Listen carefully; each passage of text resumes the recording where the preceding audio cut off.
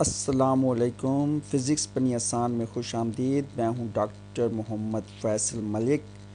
As and A level physics में आज हमारा टॉपिक है प्रोजेक्टाइल मोशन और पार्ट 1 आज हम इसका डिस्कस करेंगे। चलें जी, चलते हैं अपने आज के लेक्चर की तरफ। जी, एक सिचुएशन है जिसमें एक बॉल है, उसको हॉरिजॉन्टली पुश किया गया फ्रॉम हाइट एच और सेम हाइट से एक बॉल को जस्ट ड्रॉप किया गया है। तो देखते हैं क्या होता है। जी, the two balls reach the ground at the same time. What is the difference between the two graphs के हमारे पास जहाँ पे हमने हॉरिजॉन्टली पुश किया है वहाँ पर हमारे पास जो बॉल है वो हॉरिजॉन्टल डिस्टेंस भी कवर कर रहा है। दिस इज़ द डिफरेंस है। तो आगे चल के हम इस चीज़ को क्लियर करेंगे कि एक्चुअली व्हाट्स गोइंग ऑन। तो यही हमने वो दिखाया गया है कि एक बॉल को हॉरिजॉन्टली पुश किया और उसने यहाँ पर हम देखते हैं कि हमने हॉरिजॉन्टल और वर्टिकल कंपोनेंट्स को अलग अलग कर लिया है। हमारे हॉरिजॉन्टल मोशन और वर्टिकल मोशन में जो डिफरेंस है वो ये है, हॉरिजॉन्टल मोशन कांस्टेंट है और वर्टिकल मोशन में जो है हमारे पास वेलोसिटी चेंज हो रही है।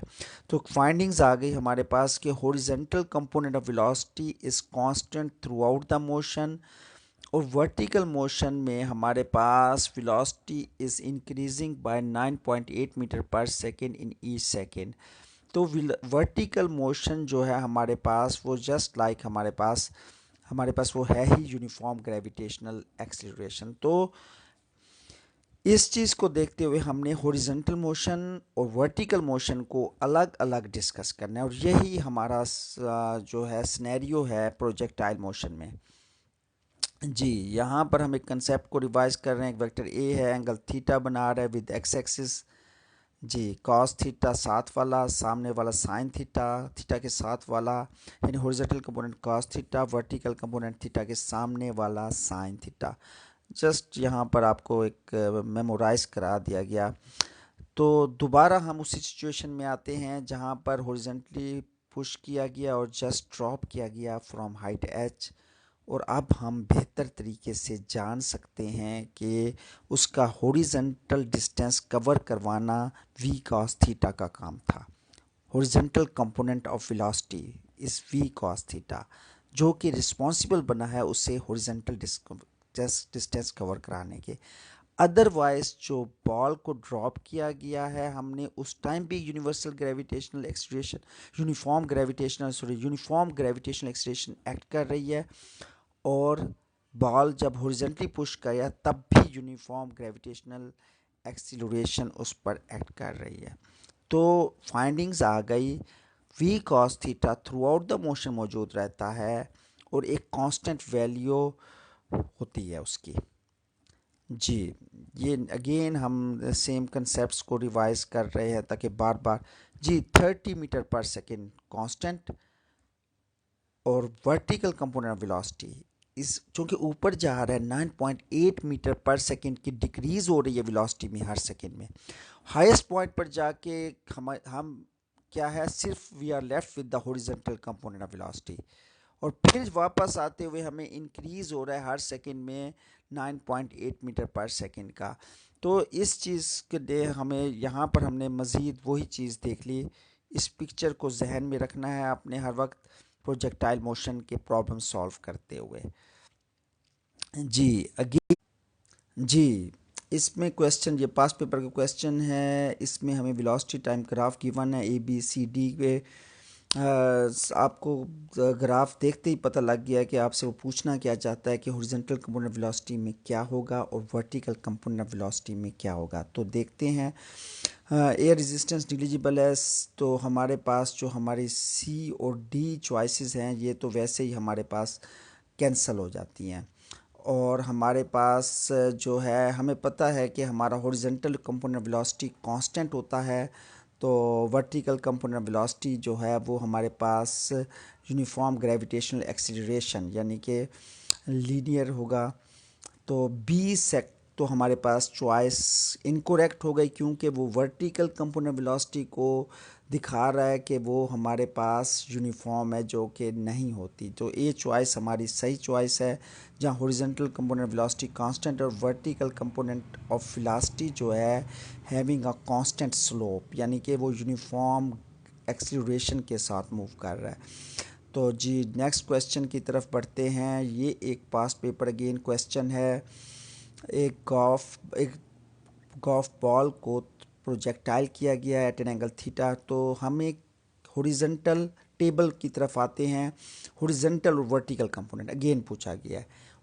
अगर हम चॉइसेस देखें ए और बी, दोनों में हॉरिजॉन्टल में कांस्टेंट डिसेलरेशन को देखते ही हमें पता चल गया कि ए और बी चॉइस तो हमारी सिरे से है गलत। अच्छा, सी के और डी का हॉरिजॉन्टल कंपोनेंट तो उसने कांस्टेंट वेलोसिटी सही बोला है। तो हमारे पास डी का कांस्टेंट वेलोसिटी तो सही आया, मगर एक्सीलरेशन जो है वो कांस्टेंट नहीं आया। तो हमारे पास डी भी गलत हो गया और we are left with only choice जहाँ पर वर्टिकल कंपोनेंट कांस्टेंट एक्सीलरेशन रखता है। तो जी नेक्स्ट क्वेश्चन की तरफ बढ़ते हैं। प्रोजेक्टाइल को फेंका गया है, फायर्ड वर्टिकली अपवर्ड इन एक्स पाथ, एक्स में वो वर्टिकली अपवर्ड और इन पाथ वाई में उसको लाजमन सी बात है एंगल थीटा पे फेंका गया। तो क्या स्टेटमेंट करेक्ट है इनमें से? X and y are at rest at their maximum height. जी वाई पाथ नहीं होगा रेस्ट में। क्यों नहीं होगा? कि horizontal component velocity throughout the motion मौजूद रहती है। तो ए इज इनकोरेक्ट। अगली चॉइस है x and y are fired with the same speed, कि दोनों को सेम स्पीड के साथ फायर किया गया है।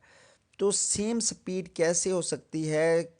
इसलिए नहीं हो सकती कि पाथ वाई को जिस स्पीड से फेंका गया है वो दो कंपोनेंट रखती है, horizontal component v cos theta और v sine theta. V sine theta को हम रिलेट कर सकते हैं पाथ ऑफ एक्स की वेलोसिटी के साथ। तो B choice is also incorrect. तो x and y, C choice है x and y take the same time to return to the ground, ये ठीक है। तो हमारे पास डी चॉइस थी x and y travel the same distance, तो ये गलत हो गई। दोनों ने सेम डिस्टेंस ट्रेवल नहीं किया, तो वही हम टाइम सही सेम रहेगा, क्योंकि डिस्टेंस तो साफ ज़रा हमें नज़र आ रहा है कि वो। तो आपके पास choice C is your correct choice, कि टाइम सेम लगेगा, क्योंकि हॉरिजॉन्टल कंपोनेंट ऑफ वेलोसिटी सिर्फ उसे डिस्टेंस कवर करा रही है, मगर जो टाइम के रिस्पॉन्सिबल है वो ग्रेविटेशनल एक्सीलरेशन है और वो सेम एक्ट कर रही है पाथ एक्स और पाथ वाई में। जी इस क्वेश्चन में एक पाथ ऑफ प्रोजेक्टाइल दिखाया गया है और हमें चॉइसेस दी गई हैं स्पीड टाइम ग्राफ कौन सा रिलेट करेगा इस पाथ ऑफ प्रोजेक्टाइल को। तो क्लियर है कि हमें जो है पाथ ऑफ प्रोजेक्टाइल में हमारे पास horizontal component of velocity throughout the motion मौजूद रहता है। वही बात जो है हमारे बार बार हमारे काम आ रही है। तो इसका मतलब है ज़ीरो वेलोसिटी कभी भी स्पीड नहीं हो सकती पाथ ऑफ प्रोजेक्टाइल में। तो हॉरिजॉन्टल कंपोनेंट ऑफ वेलोसिटी मौजूद रहने की वजह से बी और डी चॉइसेस, जो कि दोनों चॉइसेस ज़ीरो को टच कर रही हैं, स्पीड उनकी ज़ीरो हुई है ड्यूरिंग मोशन, जो कि हमारे पास पाथ ऑफ प्रोजेक्टाइल को फुलफ़िल नहीं करती। तो और हमारा सी, अगर हम ए चॉइस को देखें तो ए में हमारे पास speed is constant. Speed constant नहीं है, सिर्फ हॉरिजॉन्टल कंपोनेंट ऑफ वेलोसिटी या स्पीड कांस्टेंट है। वर्टिकल कंपोनेंट ऑफ वेलोसिटी भी थ्रू आउट द मोशन मौजूद होता है, इसलिए ए इज़ इनकोरेक्ट, क्योंकि उसने टोटल स्पीड के बारे में पूछा है, हॉरिजॉन्टल कंपोनेंट के बारे में नहीं पूछा। तो अब पाथ ऑफ प्रोजेक्टाइल को फुलफिल कर रही है हमारा ग्राफ सी। जी यहाँ पर भी हमें दिखाया गया है कि projectile is fired from point P with velocity v और लैंड्स एट क्यू, और क्यू पर वो लैंड करेगा, हॉरिजॉन्टल डिस्टेंस आर कवर करेगा, तो टाइम टी है उसका। तो हमसे पूछा ये किया गया है कि एक्सीलरेशन फ्री फॉल जी है, एयर रेजिस्टेंस निग्लिजिबल है, तो हमें कौन सी इक्वेशन फुलफिल करेगा रेंज के लिए। हमें पता है S is equal to v t होता है व्हेन वेलोसिटी इज यूनिफॉर्म। ये मैं हॉरिजॉन्टल कंपोनेंट ऑफ वेलोसिटी की बात कर रहा हूँ। तो हमें चूँकि डिस्टेंस कवर हमें हॉरिजॉन्टल कंपोनेंट ऑफ वेलोसिटी कराएगी और उसके साथ लाजमन सी बात है S is equal to v t होता है। तो इक्वेशन ए इज करेक्ट। मगर हम बाकियों को देखते हैं, बी सही नहीं हो सकता क्योंकि कॉस थीटा की बात नहीं कर रहा बल्कि साइन ऑफ थीटा की बात कर रहा है। सी और डी दोनों में अगर हम देखें तो ग्रेविटेशनल एक्सीलरेशन की बात कर रहा था, इसलिए वो इनकोरेक्ट हैं। तो हमारे हम वी आर लेफ्ट विद ए, और वो है भी सही कि हमारे पास वी कॉस थीटा उसका हॉरिजॉन्टल कंपोनेंट होगा और टी जो कि कांस्टेंट होगा। जब कांस्टेंट होता है तो कोई एक्सीलरेशन वाली टर्म, जी वाली टर्म हम इन्वॉल्व नहीं करते। तो हमारे पास A is our correct choice. जी जी, ये पाथ ऑफ प्रोजेक्टाइल, इस क्वेश्चन में पाथ ऑफ प्रोजेक्टाइल दिखाया गया है।